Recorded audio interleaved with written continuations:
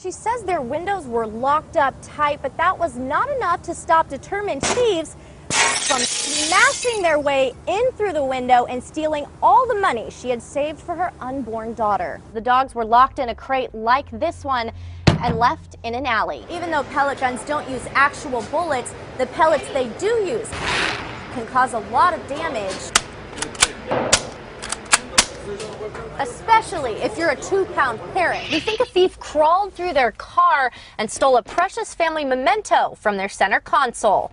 She actually jumped through the passenger window and held on like this, and she was also wearing flip-flops kind of like this, and she says that the car actually dragged her feet across the road. They are all over this area, and they can make her dog really sick. Both women say he was wearing weird multicolored rubber bands all over his arms and legs. Thieves are using a crowbar to rip open their mailboxes, pick through their mail, and steal the good stuff. It's still hard for Kylie Harbaugh to talk about. I just wanted to run. I didn't know what to do. I didn't feel rage or anger. I just was super scared. That was scary. She was listening to music in her bathing suit here at the Ocean Beach Pier when a man sat down beside her and tried to strike up a conversation. I should be able to enjoy the beach that I live at.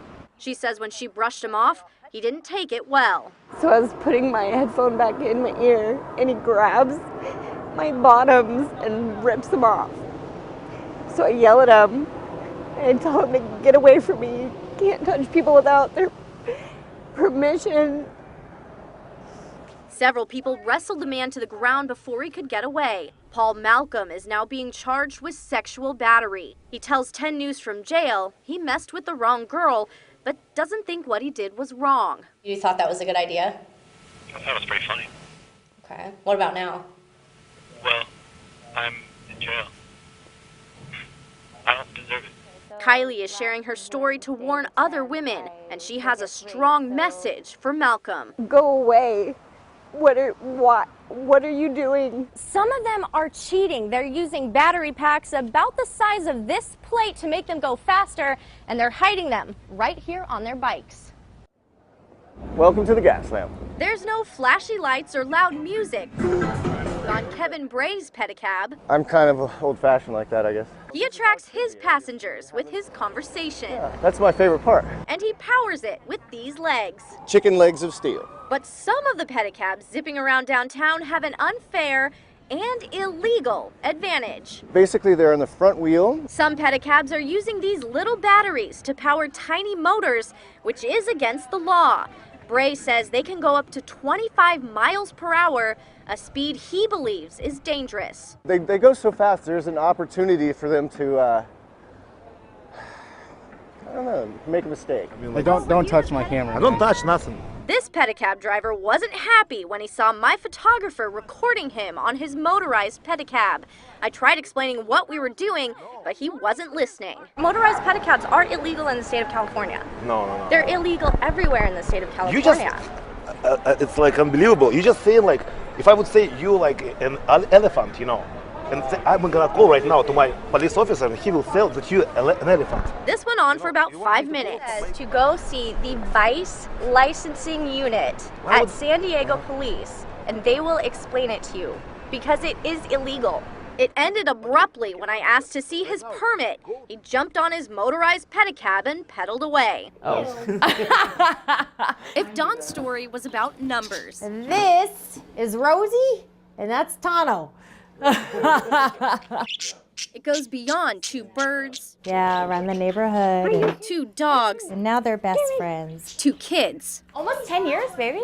Has it been 10 years? I knew you wouldn't know that. Oh, no, it was like 9 The only number that matters now. Stage 4. She got the news 7 days before Christmas last year. I was like, gosh, could this really be my last Christmas? And that was my thought too, and it was crushing. How can I leave them? I can't. Stage 4 cancer, I mean, was everywhere.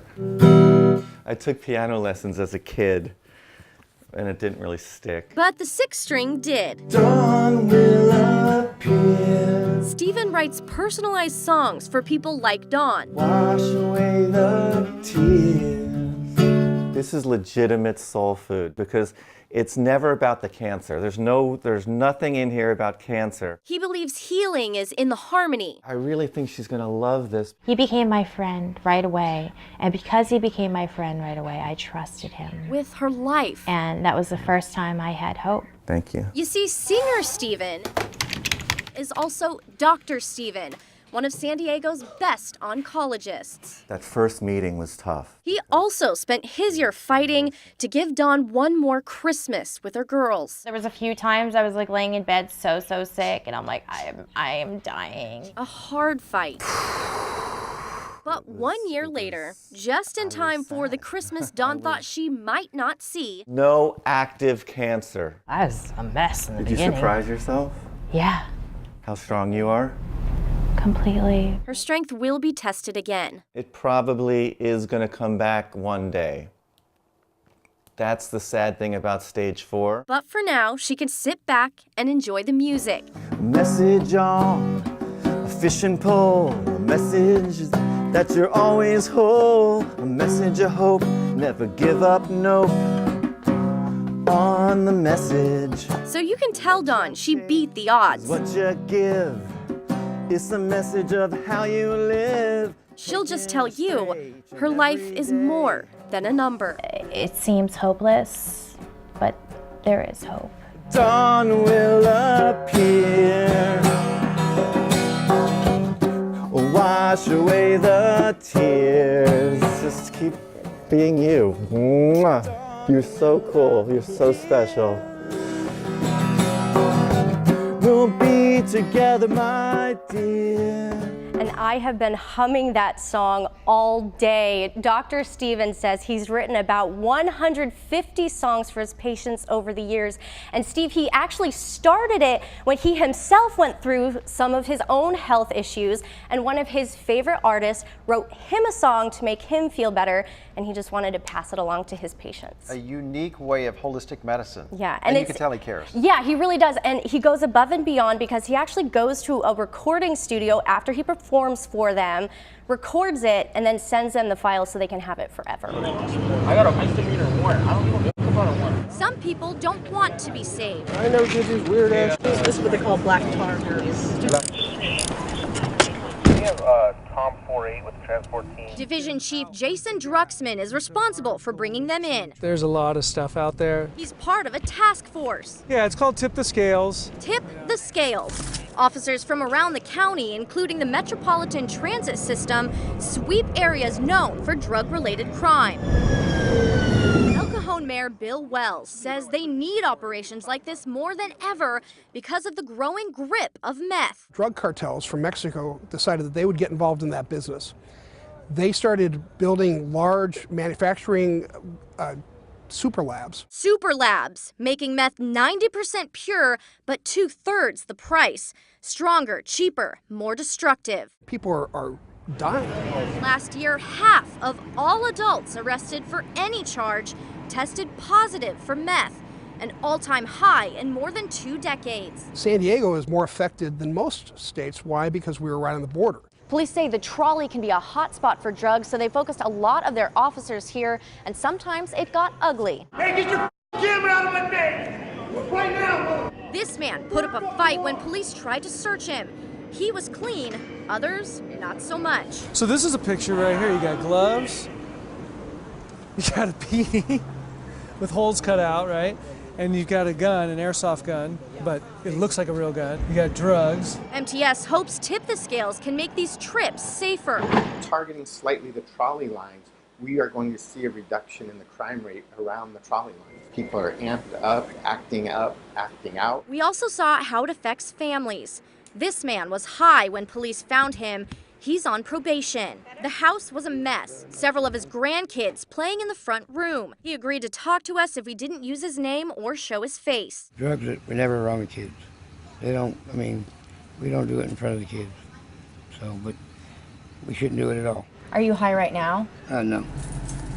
In all, they arrested 28 people. But there's one thing different about this bust. Everyone they arrest is brought back here to the command post in handcuffs. They can either choose to go to jail or to get help. Just take a deep breath, it's okay. Counselors like Linda wipe tears, give advice. Really be honest with you about what's best for you so that this doesn't keep happening. Tip the Scales gets the bad guys, but focuses on giving the ones who want help treatment instead of jail time. What happens when they get out?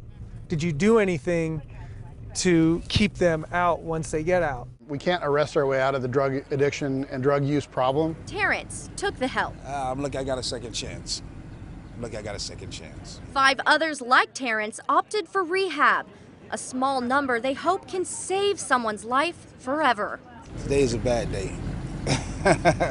Maybe it could be good though, you know. Bree Steffen, Yeah. 10 News.